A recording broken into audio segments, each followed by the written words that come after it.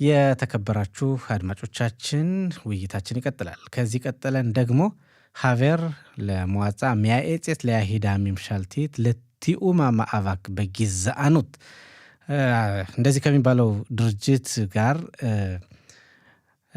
አባል የሆነውን ጋቢ ወርቁን ጋብዛለሁ። ጋቢ ሻቧቶቭ እንደምን አመሸ? ሰላም ጤና ይስጥልኝ። ሻቧቶቭ ኻኑካ ሳሚያ ሆዘሽቶቭ እንዴት ነህ ገብርኤል? እንዲሁም አድማጮቻችን መልካም ኻኑካ ሳሚያ። እንደው ስንት ሱፍጋንያ እስካሁን ነካ ለማለት ጋቢ? እኔ ጣፋጭ ነገሮችን ብዙ ጊዜ አልጠቀምም። እስካሁን ድረስ 2 ሱፍጋንያ በልቻለሁ። ከዚያ በላይ ያው እንግዲህ ከዚህ በላይ የበላ ሰው ያለ መስሎ አይታይም በእኔ በኩል ማለት ነው። ምክንያቱም ብዙ ሱካር አለው። እንደገናም ደግሞ ሌላም ብዙ ነገሮችም ስላሉ ይሄ ምናልባት በእኔ በኩል ብዙም አልጠቀምበትም ለማለት ነው።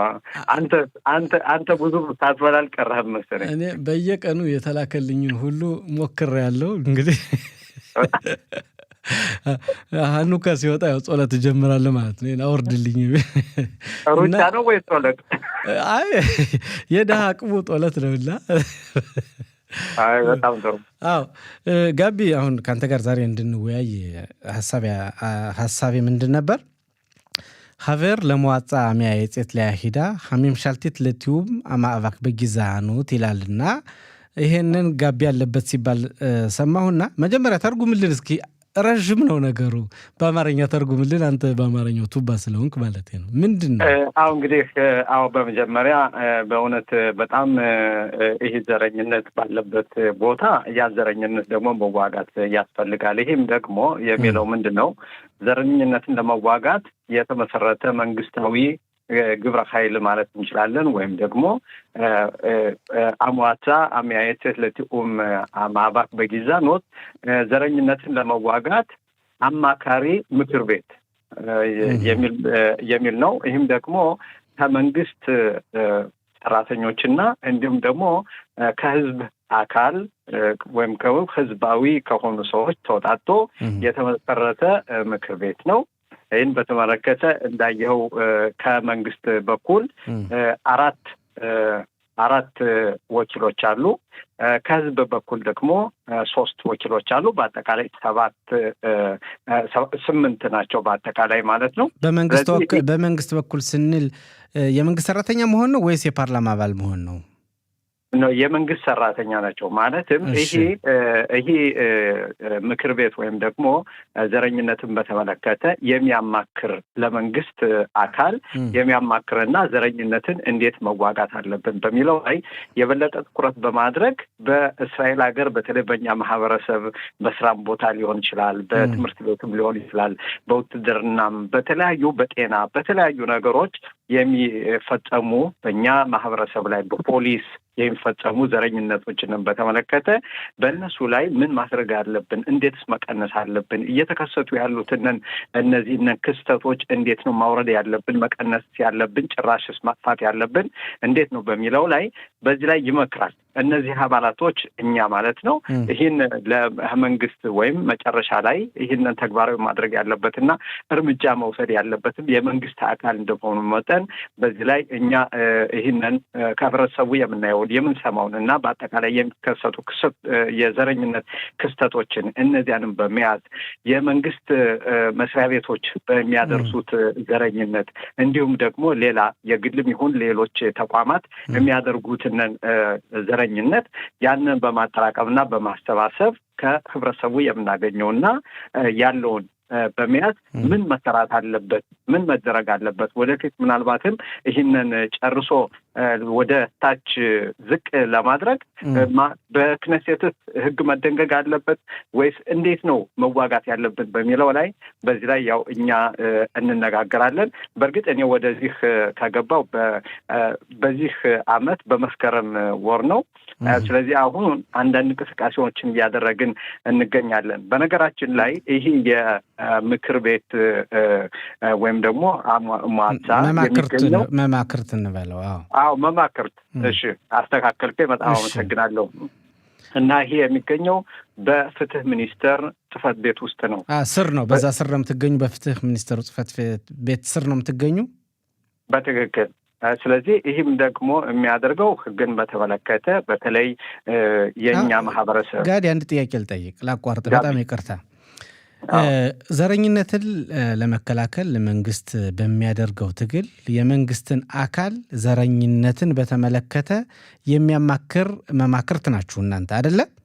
በትክክል። አሁን በቅርቡ አንድ ወንድማችን የአሽዱድ ከተማ ኗሪ ዘረኝነት በፖሊስ ሲንጸባረቅበት ታይቷልና እንደዚህ አይነት ነገር ስታዩ እናንተ ምንድን ነው የምታደርጉ?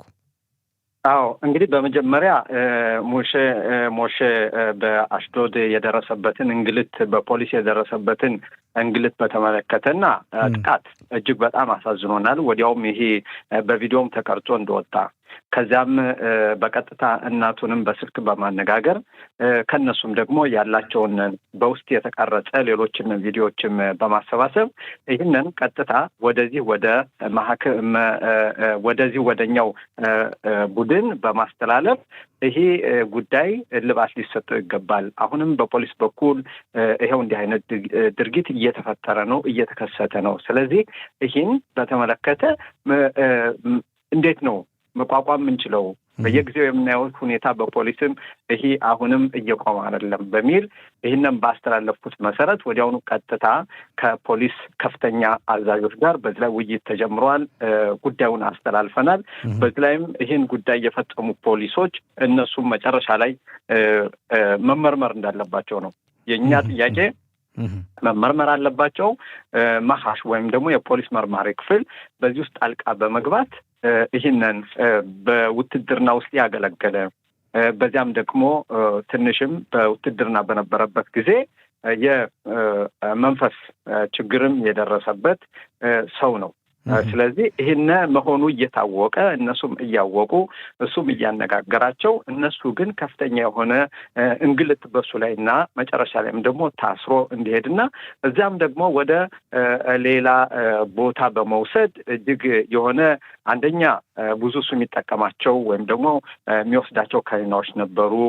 ይህንም በተመለከተ የአእምሮም ችግርም ስላለ በውትድርና በነበረበት ጊዜ ያን ራሱ አልሰጡትም ነበረ። 2 ቀን 3 ቀን አላገኘም ነበር። በሕክምና የተረጋገጠ የአእምሮ ችግር ስላለበት የሚወስደው መድኃኒት አለ። በትክክል ያን መድኃኒት አልሰጡትም ነበር። እነሱ ፖሊሶች አስረው ወስደው ከዚያ በኋላም ደግሞ የወሰዱበት ቦታ ይሄ ጉዳዩ እየታወቀ እነሱ ግን ይህንም ባለማድረጋቸው ለቤተሰብም ይህን ከዜናውን አምጡና ስጡት አለማለታቸው ይህም በጣም እጅግ በጣም ትክክል ያልሆነ ነገር ነው። ስለዚህ በዚህ ላይም ፖሊስ ምርመራ ማለትም የፖሊስ መርማሪ ክፍል ጣልቃ መግባት አለበት፣ ምርመራ ማካሄድ አለበት በሚል ሁኔታ ይህን በዚህ ላይ እየሰራን ያለበት ሁኔታ ነው ያለ።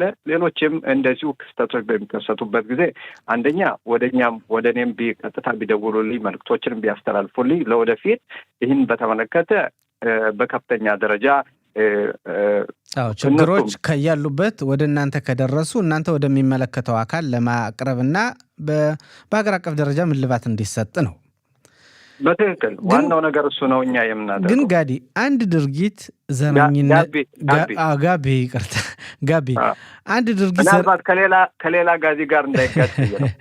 እሺ ጋቢ ወርቁ አንድ ድርጊት ዘረኝነት መሆኑን ለማወቅ ማለት አንድ ድርጊት ዘረኝነት መሆኑን አንተ ያለህበት ኮሚቴ ነው ወይስ ፍርድ ቤት ነው የሚወስነው?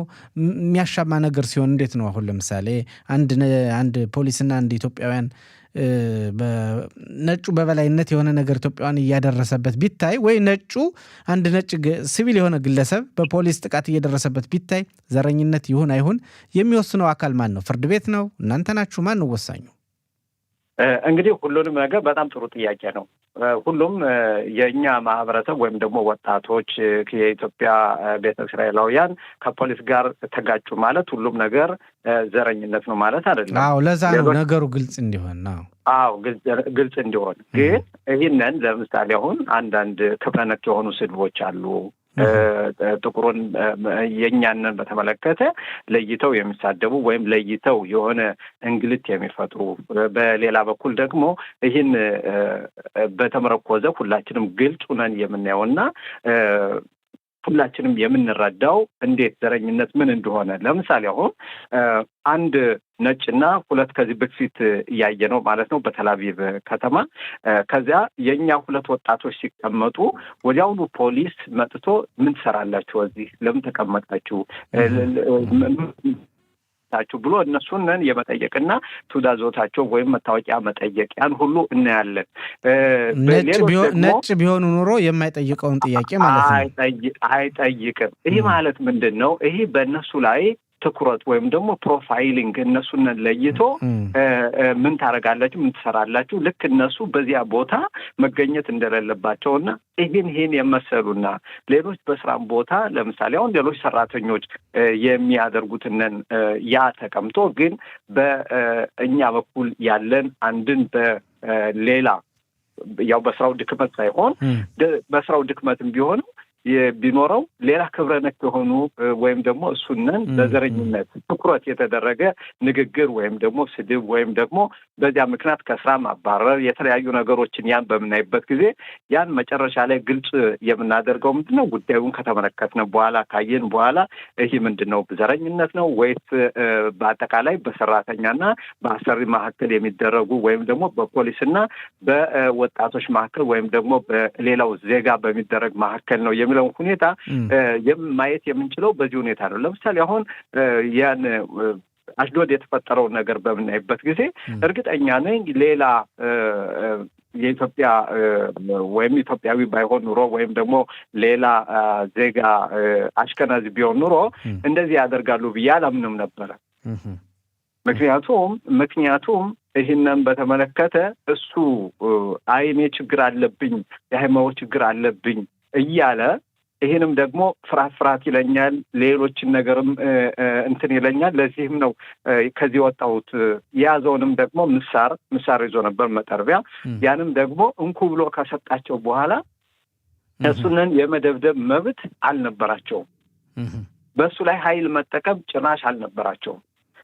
ይህም ያሳየን ምንድን ነው? ዘረኝነትም ሆነ እንዲሁ ከህጎች የሆነ አላግባብ የሆነ ድርጊት በሚፈጸምበት ጊዜ ይህንን በዚህ ላይ እልባት እንዲሰጠው በፖሊስ አካል የፖሊስ አስተዳደር የፖሊስ አዛዥ በዚህ ላይ ጣልቃ መግባት አለበት። ያ ጣልቃ እንዲገባ ደግሞ አንድ ሰው እነሱ ብቻቸውን በዚህ ላይ የሚጋፈጡት ሳይሆን ይሄ ግብረ ኃይል በዚህ ውስጥ ገብቶ ያን ፖሊስ ይህንን የፈጸሙትን ድርጊቱን የፈጸሙትን እነሱ ደግሞ በፖሊስ መርማሪ ክፍል ገብተው እንዲመረመሩና ጉዳዩ እንዲጣራ ወደ ህግ እንዲቀርቡ ማድረግ ያስፈልጋል።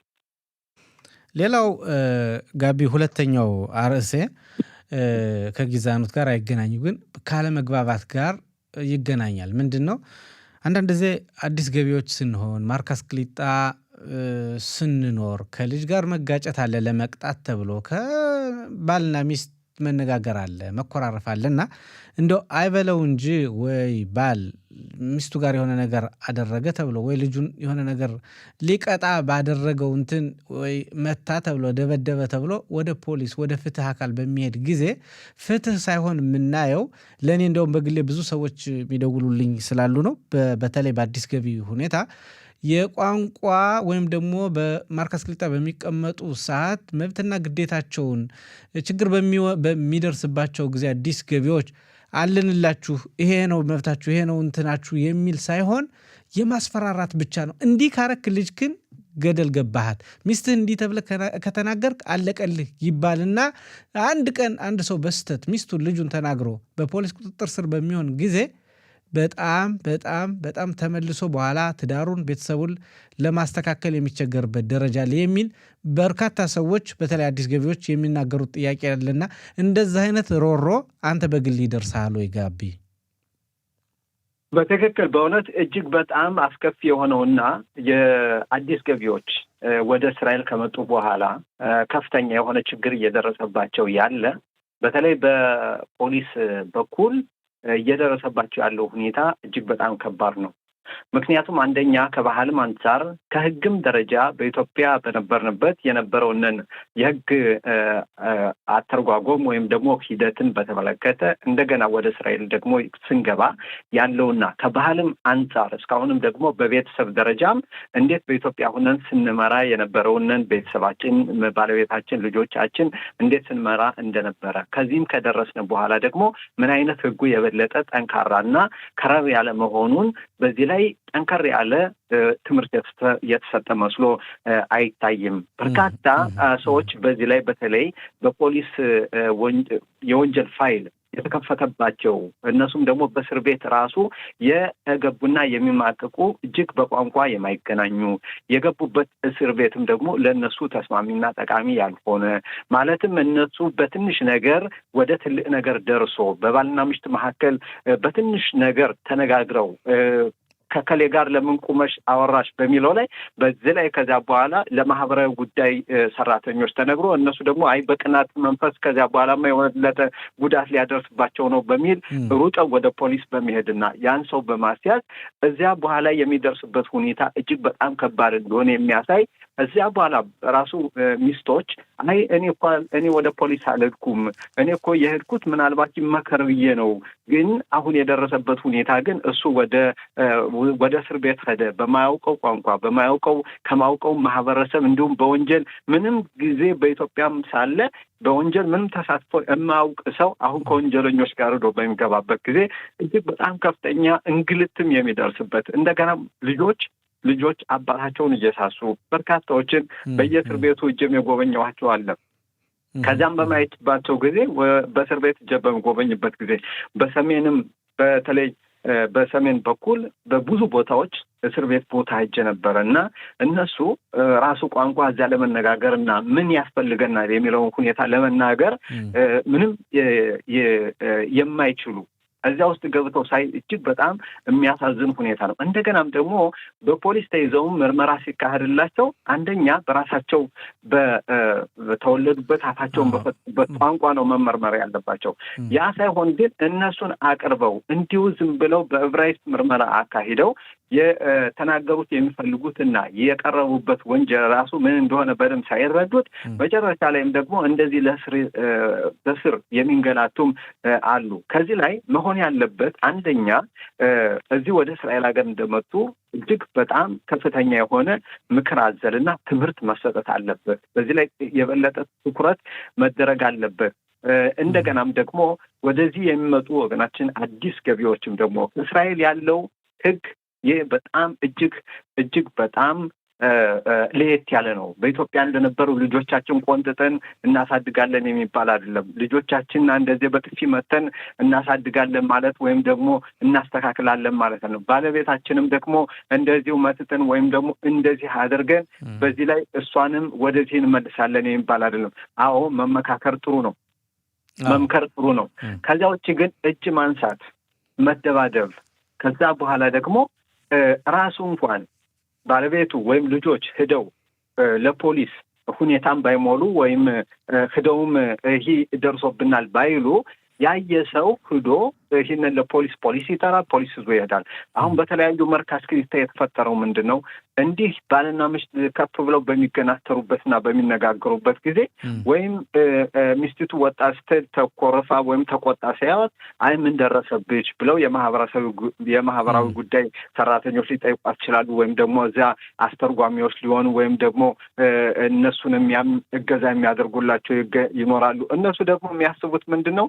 አይ አሁን ካልተናገርንና ይህ ችግር እንዳለ ለፖሊስ ካላመለከትን መጨረሻ ላይ የሆነ ጉዳት ቢደርስ እኛ ጥፋተኛ እንባላለን ብለው ከዳው ነፃ ለመሆን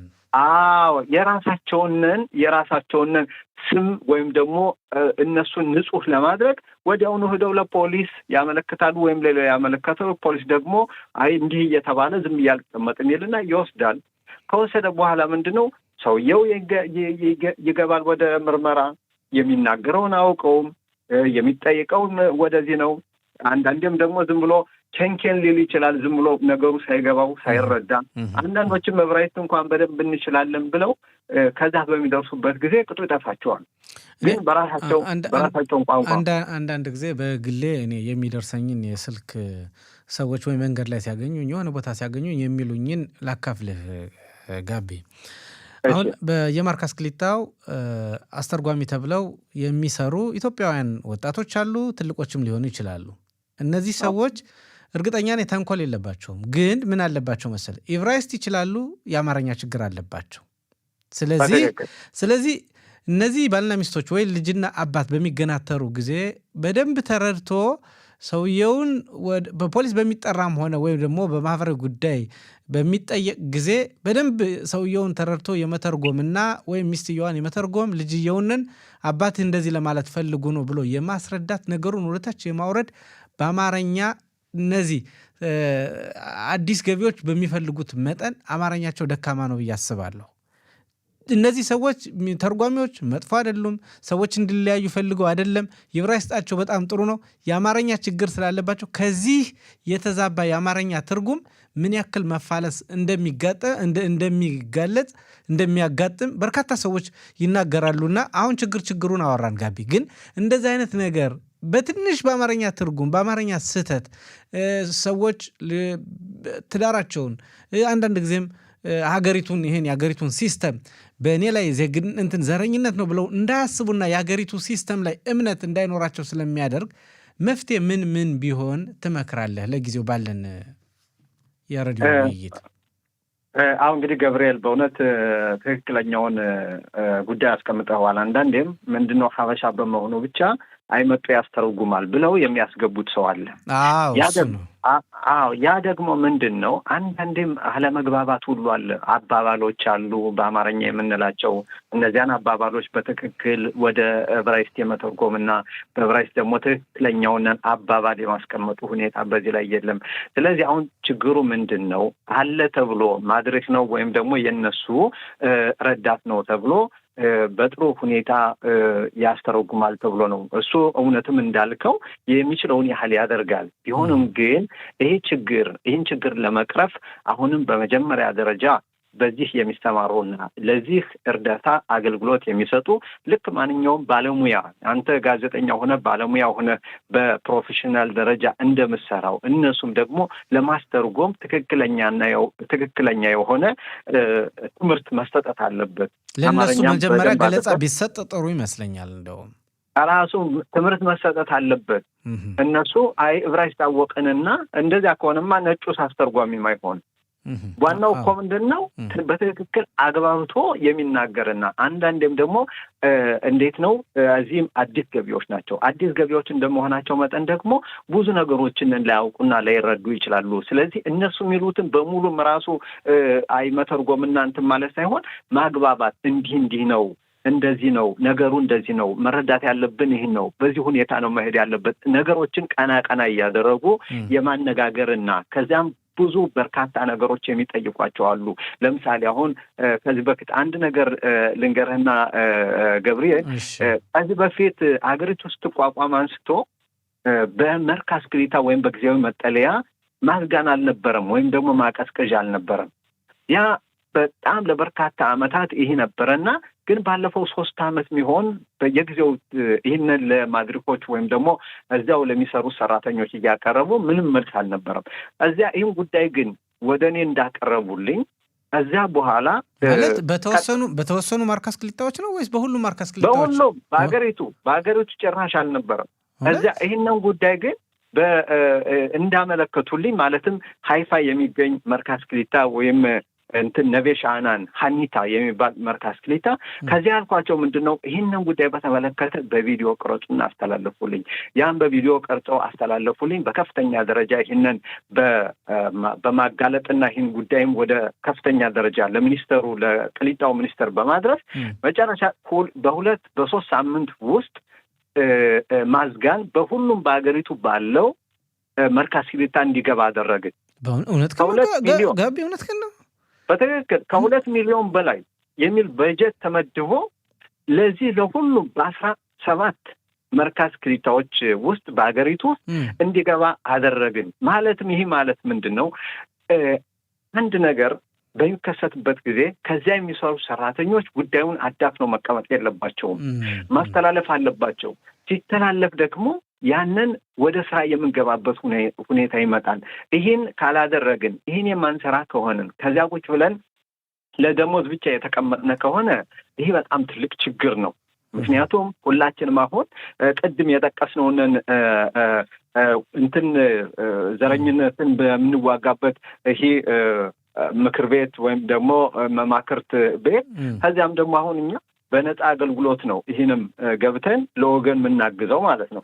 ስለዚህ አሁን ሁሉ ነገር ገንዘብ አይደለም። ሁሉ ነገር በርካታ ነገሮችን ለህብረተሰባችን አገልግሎት የምንሰጠው በእኛ በኩል መጨረሻ ላይ ጠንካራ ማህበረሰብ እንመሰርታለን። ይህ ማህበረሰብ ደግሞ የሀገሪቱ ተረካቢ ነው። ወጣቶች ልጆች አሉ በጋዛ በየትኛውም ቦታ የሚዋደቁ እነሱ ናቸው። ስለዚህ ይህንን በማየት ይህንን የሚሰሩ ቅድም እንዳልከው በቋንቋው ደረጃ የሚከብዳቸው ሰዎች ካሉ በዚህ ስራ ተሰማርተው የተቀመጡ አንድ ስልጠና የተሰጠኝ ብለው መጠየቅ፣ አማርኛቸውን በደንብ አድርገው ማሻሻል። ሁለተኛ ደረጃ ደግሞ ማይሆንላቸውና አገልግሎት የመስጠት አቅም ከሌላቸው አይ በዚህ ቦታ እኔ ተቀምጬ ህዝቡን መጉዳት አልፈልግም፣ ተገልጋዮች እነሱ የሚጠይቁን ጥያቄ አላሟለሁም፣ ማሟላት አልችልም፣ ስለዚህ ሌላ የተሻለ ሰው በዚህ ገብቶ ይስራ ብለው መስጠቱም ራሱ ይህ ጥሩ ነው። ካልሆነ ግን አይኛ ብቻ ሙጭጭ አድርገን አንድ ነገር ይዘን የማንችለውን ነገር እነሱ ሲናገሩ ሌላ ማለትም ቅድም እንዳልከው እነሱ ለመጉዳት አይደለም፣ ግን ከአቅም አንጻር እነዚህ የሚናገሩት ሌላ ነው፣ ይሄኛው የሚናገረው ሌላ ነው። ከዚህ በፊት የምታስታውስ እንደሆነ አንድ ድሮ በአባባል ደረጃ ነበረ እና በከራቫኑ ነው የሚያወሩት። ከራቫን በነበረበት ጊዜ ያኔ ምንድን ነው ባልና ሚስት ተጣልተው ከማህበራዊ ሰራተኞች ሄደው እህል ውሃዬ አልቋል አለች። ይህን ምን ብሎ ተረጎመው? አይ ኤንላኑ ማይም ኤንላኑ ኦሄ ማለትም ምግብም የለንም ውሃም የለንም ብሎ ነው የተረጎመው። ገባኝ።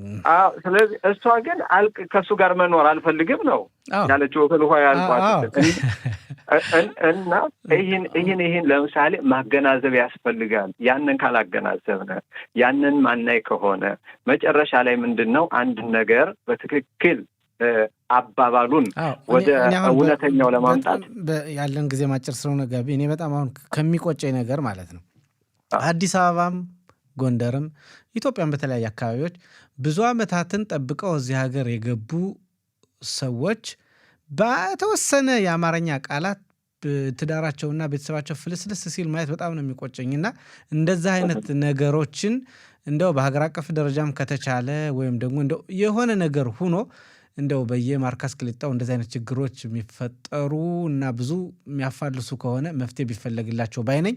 እንደው አሁን ቅዳሜ ዛሬ ጨርሰን አሁን ወደ እሑድ እየተቃረብን ነውና ማለት መልካም ሳምንት ይሁንልህ ለማለት ፈልጋለሁ። እንደው በአንድ ደቂቃ የምትለው ነገር ካለ ጋቢ? በእውነት ገብርኤል በጣም አመሰግናለሁ ይህን ጉዳይ ዛሬ ስላነሳውና በዚህ ላይ ስለተወያየን። በእውነት መልካም ሳምንት ለሁላቸውም እየተመኘው ለአንተም ለአድማጮቻችንም። በዚህ ላይ አሁንም ወጣቶችም ከ12 ዓመት በታችም ወደ ወንጀል የሚገቡ አሉ። ከዚያም በላይ የሆኑ ወጣቶች የ18 ዓመት ያልደረሳቸው እዚያ ያልገቡም በወንጀል የተሰማሩ ማለትም በፖሊስ ደረጃ እና ይህንም ትኩረት እናድርግ። እኔ በበርካታ ቦታዎች እጄ በፖሊስም በሌላም አይቻለሁ። ይህን ጉዳይ በእውነት እልባት እንድንሰጠው በእናንተ መነጋገሩ በጣም ጥሩ ነው። በጣም አመሰግናለሁ። መልካም ሳምንት። እጅግ አድርጌ አመሰግናለሁ ጋቢ። መልካም አዳር፣ መልካም ሳምንት።